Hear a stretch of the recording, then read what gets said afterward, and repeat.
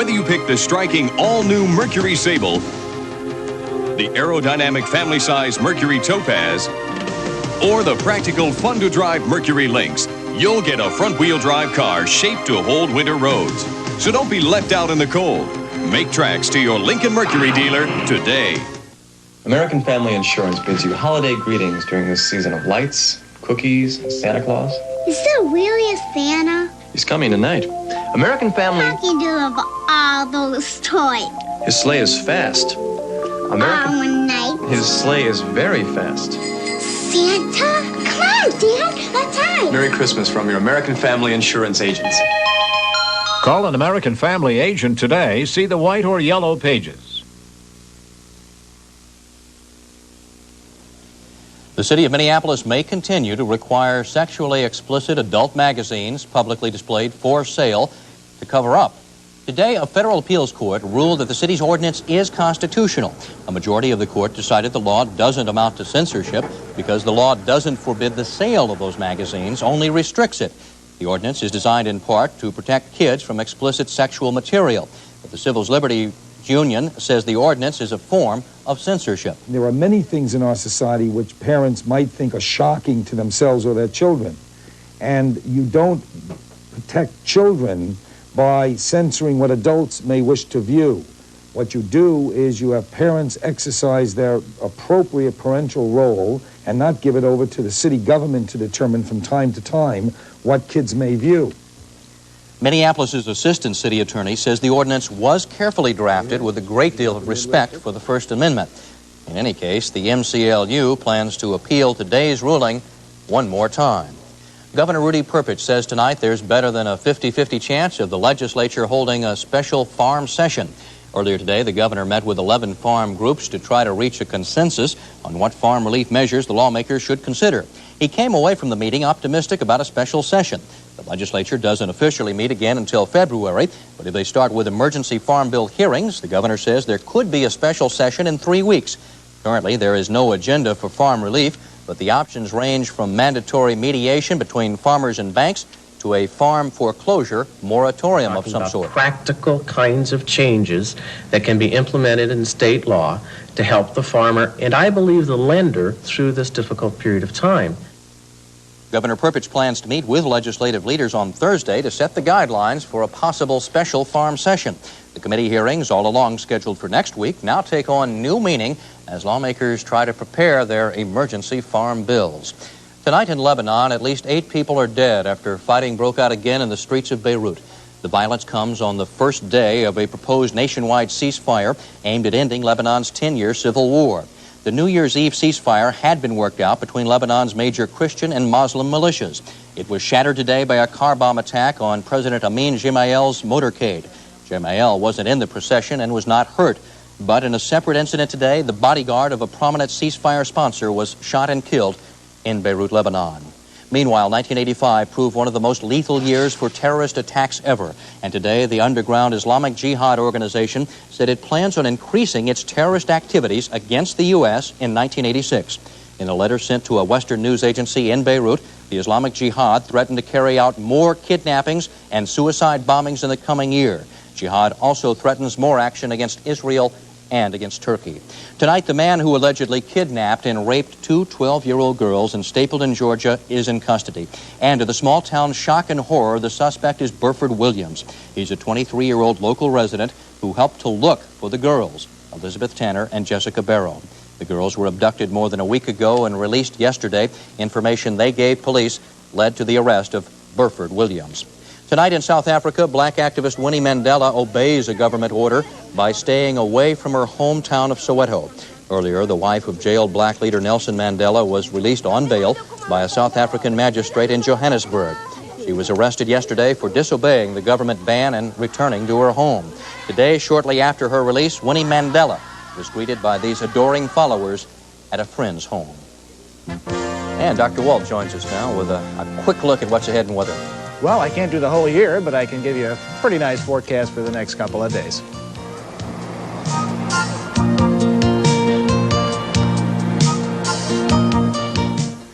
Tis the season to be saving at your ChryslerPlymouth store. During this holiday season, your Chrysler-Plymouth dealers are all decked out with big savings on a great selection of new cars. Now get 8.6% financing or $500 to $1,000 cash back on all these new Chryslers and Plymouths.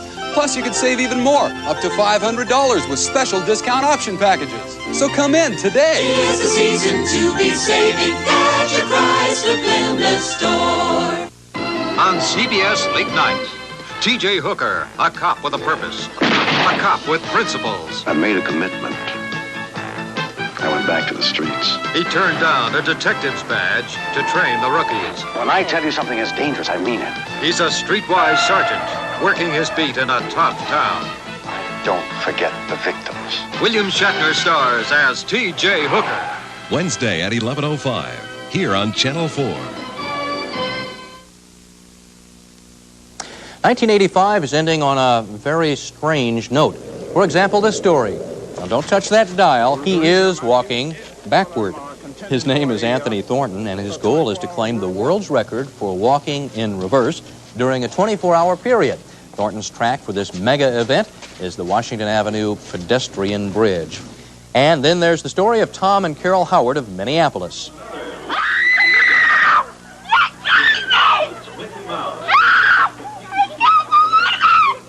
Holy mackerel, what Carol Howard can't believe is her good luck.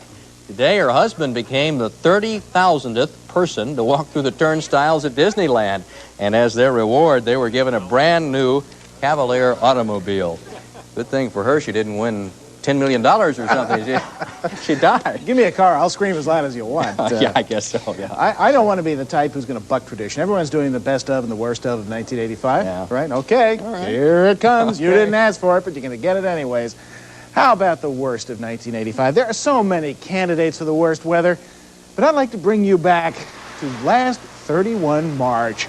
It wasn't maybe the biggest snowstorm we ever had, but it had the audacity to dump almost 15 inches of snow on us just when everybody was emotionally so ready for spring. I mean, really, one day before April to have that happen? What a shame. Well, how about the best of 1985? Again, we had an awful lot of beautiful days to choose from. I can't say there was really a standout, but, well, just take a look at this. Remember these scenes? Yes. How about the 25th of July back last summer?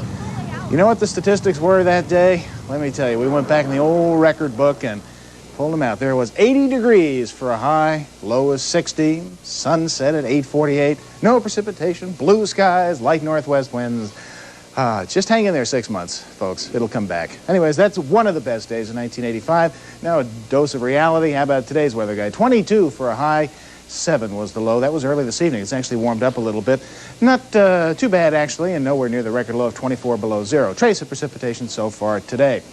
Well, what is going on today? Well, we've had quite a bit of chilliness, but not bitter cold. Temperatures 10 below zero at War Road. We're about the coldest any place in the country today. Exactly 100 degrees warmer than 90. It hit down in McAllen, Texas. So the reason we're not getting the excruciatingly cold air anymore is because the polar air masses have been blocked by this now west-east jet stream. They are producing milder air masses moving into this part of the country, but also little ripples in the upper atmosphere, which are bringing slight amounts of snow. While it's basically a partly cloudy and seasonably cool regime, this stationary front to our west is shedding some clouds and light snow flurries, which are drifting over Minnesota. In fact, over the last couple hours, light snow has developed on the radar. Those snow squalls are moving towards the southeast around 30 miles an hour. They're dusting things, whitening it up just a little bit, but no significant accumulation is expected, although a few slick roads are possible. Generally, temperatures are in the upper single digits or teens, although the coldest spot, you have to almost go to Canada, but when you hit International Falls, it's 14 below zero right now. Here in the Twin Cities, 2 hours before 1986, there are some light snow flurries at the airport, 10 degrees, a tolerable temperature to be outside because with the 80% humidity, the winds are very light, southwest of 3, and the barometers hold and steady. And basically, it's a pretty pleasant evening for this time of year. As far as tomorrow, we're going to see basically not much of anything happening except a weak low-pressure system is developing out to our west. This will spread some more snow showers and off and on clouds tomorrow and maybe some more significant snow tomorrow night. But as far as temperatures tomorrow, it's going to go up a little bit, up into the low 20s, which will be kind of pleasant. And again, no really bitter cold any place in the country. Tonight, mostly cloudy. A few snow flurries at times and be a dusting of snow in some areas. Steady temperatures right around where they are now with light south to southwest winds. For the first day of 1986, variably cloudy, a few flurries at times, the high about 24. Southwest winds will pick up a bit and be a little breezy.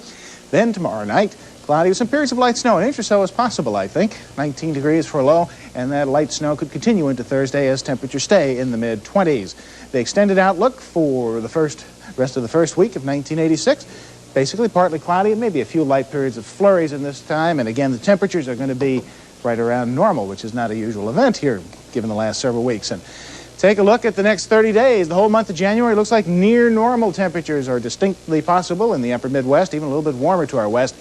And for the rest of the winter, out through the end of March, it looks as if we can expect roughly the same pattern to continue. Near normal temperatures, also near normal precipitation. I might add, by the end of March, our average high temperature gets up to 47. So hang in there 90 days and something resembling spring will arrive. All right, I'll do that, and Happy New Year to you. Happy New Year to you. Thank you. St. Paul City officials announced a drive today to fill up the community's food shelves. The campaign officially begins on January the 13th. It's time to coincide with celebrations surrounding the birthday of Martin Luther King Jr. Details of the campaign still have to be worked out. The plans call for drop-off stations at city churches, food stores, fire stations, and schools. It is the first food drive organized by St. Paul City officials, but they hope to make it an annual event. And as we wrap up 85, Tony Parker will tell us about some North Stars hockey. They are celebrating 4 in a row, would you believe that, besides the New Year? And we'll talk about the Waseel Bowl and all that stuff in a minute.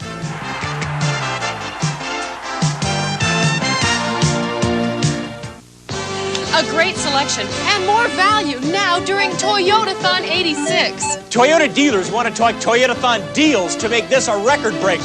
Make your Toyotathon deal from a big selection of cars, trucks, vans. You could drive home a deal on Toyota's lowest price car and drive the price even lower. Incentives to dealers on selected models could make your Toyotathon deal the best ever. Toyota dealers are out to break their sales record. Make your Toyotathon deal now. Who could ask for anything more? The Northwest Orient Boeing 757, one of the new generation of quieter aircraft. Quieter on takeoff, quieter on landing, quieter overhead. That's why Northwest Orient bought 30 Boeing 757s, because we think peace and quiet is a worthwhile investment. Don't you?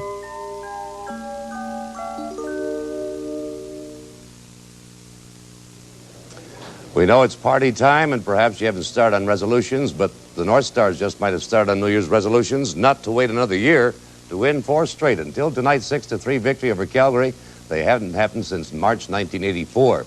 In the second period, with the score knotted at 2 apiece, Elk River native Joel Otto was left alone in front of the goalie, John Casey, and Otto poked it past for his 7th goal and a 3-2 lead for Calgary.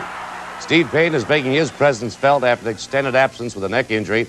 Payne scored his 4th goal in 7 games, tying the match at 3. Earlier, Dirk Graham and Keith Acton scored in the first period. Now still in the second period, Dennis Marouk, with a bit of acrobatics, falling but scoring his 8th goal for the go-ahead tally. Probably no North Stars, save Scott Bugstead, is hotter than Neil Broughton. Broughton's scoring streak is alive at 10 straight. With this goal on his 16th in a power play, there was just over 12,000 at the Met tonight. The next game will also be at the Met Tuesday night against Vancouver. Now, on the international scene, a Soviet all-star team called Sokol Kiev beat a group of Americans 6-3 tonight in Providence. The Soviets scored a pair of quick ones in the first period to build a 4-1 lead. Just a friendly hockey exhibition, right? Pat Micheletti, the Gophers, didn't seem to think so. He and his Russian comrade at arms, so to speak, didn't really drop the gloves. If they had, we might have seen Rocky V. Who knows?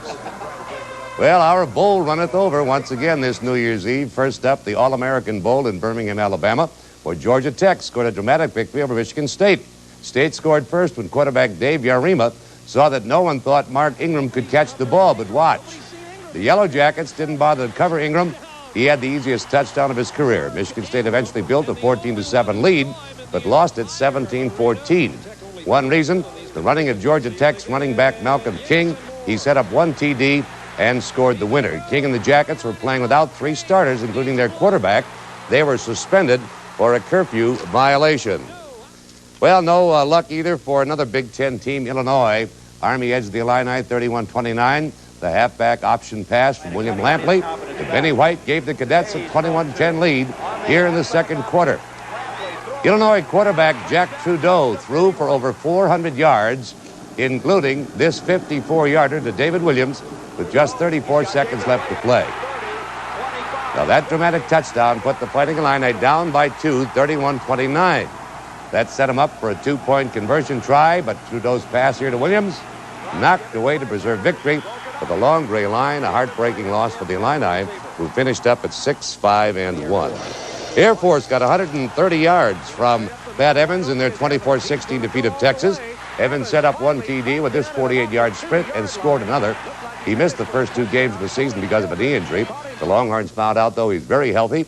Air Force finishes up with a great record of 12-1, their best season ever. Well, the biggest bowl day, of course, is tomorrow. 5 games are scheduled, including the Cotton Bowl at 12:30 right here on Channel 4. But that game features Heisman Trophy winner Bo Jackson of Auburn, a young man who was born to run.